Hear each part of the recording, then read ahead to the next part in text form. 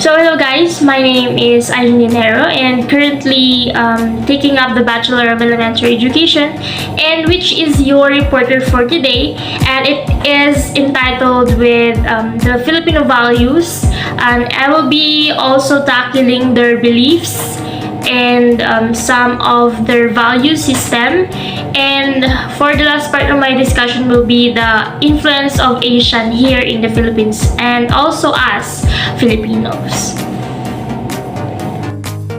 So the Filipino culture, so when we say culture of the Filipino, it's an exuberant story that tells the nation's journey through passing centuries. So ibig sabihin lang, it's naipapasa in generation to generation. So customs reflect the people's faith, their oneness with others, their affinity with nature, and especially the celebration of life. So the Filipinos' charm lies in their smiles.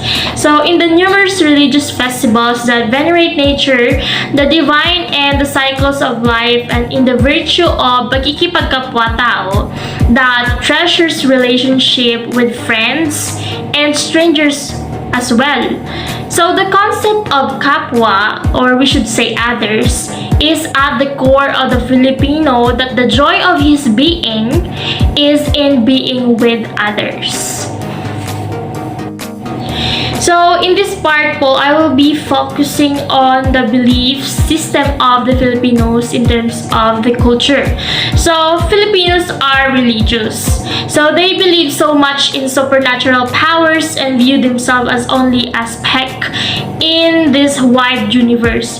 So this Filipino belief in the supernatural powers taught them to trust prayers than hard work. So in the realization of their dreams, success is considered as a blessing from above. So a result of good luck and faith, it is also taught him and nor her to value traits like perseverance, patience, and endurance. So good is considered relative. What is considered good to one may not be good to another. Elders, parents, and superiors are respected and obeyed. So hospitality is one that practices the Filipinos believe in because it is their way of implementing the golden rule. So do unto others what you want others do unto you. And for the Filipino value system, cultural values are shared assumption of what is right, good, and important. So values actually guide a person's behavior and action as he or she relates himself in most situations in life. So the Filipino values can best be seen from the aspects of personal and social relationship. So personally, the Filipinos value are more their honor and status than anything else. So, majority of them take care of their honor, which is in Tagalog karangalan, rather than wealth. So, in the decision making, the Filipinos usually consult and take into consideration for consensus of the family members and the feelings of those who are to be affected. So socially, the family of these Filipinos give more emphasis on social relationship.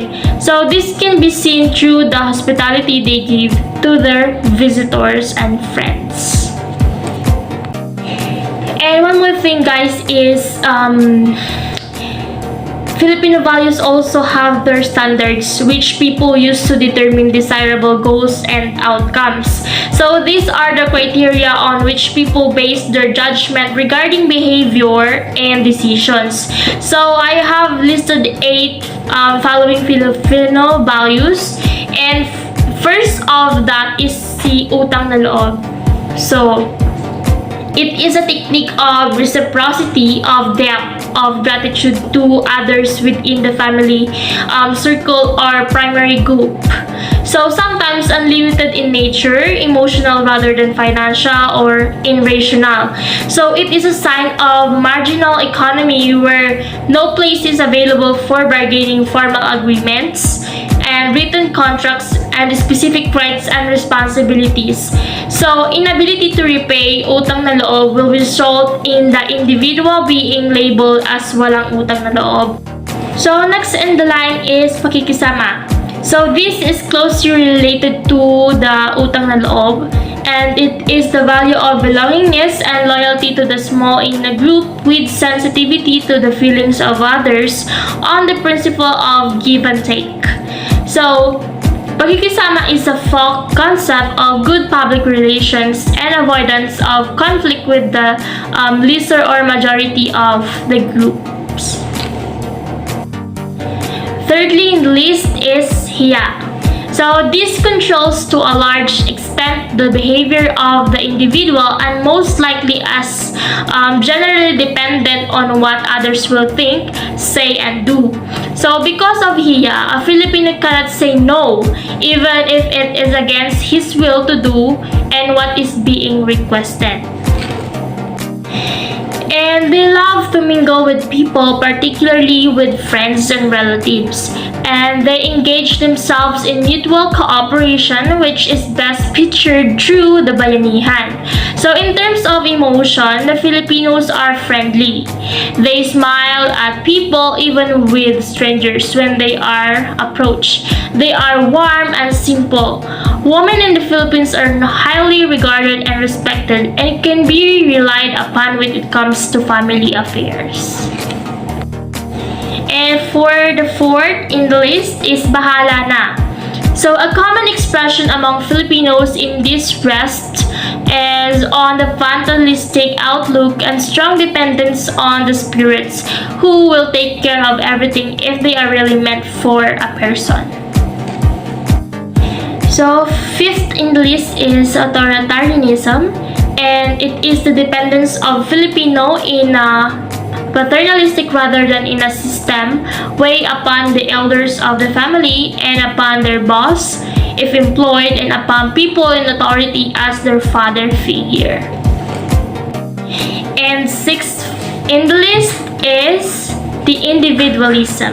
So it is a pattern of behavior which characterizes the Filipino as self-centered and the desire to make a name for himself or herself becomes the primary motivation for success. Next in our bucket list is amorio papeo, and it is the individual's highly emotional reaction to protect his or her honor and dignity when he or she is threatened and questioned and so retaliates. So commonly forms of amor papeo are hele hele bago quere or pakipot, which shows at the outset of a person initially refusing an offer even if at the outset of a person is initially wants very much to accept it. And for the last of our bucket list is the strong family ties. So it is one of the core values of families, that strong mutual relationship bonded by love, understanding, and respect toward each family member. So close family, and there is indeed of a unique nature of a typical Filipino family. So for the last piece of this discussion will be about the influence of Asians here in the Philippines. So according to National Geographic photographer Karen Casman said, Filipinos are more expressive and emotional than the others. So yet they still have a polite Eastern restraint and civility about them, and a strong aesthetic sense that an appreciation of beauty, particularly for Filipino beautiful women. So despite having a reputation for being emotional, Filipinos are surprised by open expressions of emotion and don't like when people raise their voices. So an emphasis is placed on skills to small interpersonal relations and minimize interpersonal conflict. So, opinion arises, an effort is made to settle the matter with euphemisms and go-betweens rather than open criticism. So, pakikisama is a kind of art of smooth interpersonal relations, and it is the utmost importance to Filipinos. So, control is exerted through customs similar to the found elsewhere in South So faith is more important in the Philippines as it is elsewhere in Asia, where it has been said that faith is more important than truth or justice. And losing faith is often an individual's greatest fear. Faith is essentially respect in a community and is a crucial underpinning of society. So loss of that respect threatens the relations of individuals with almost everyone into his or her world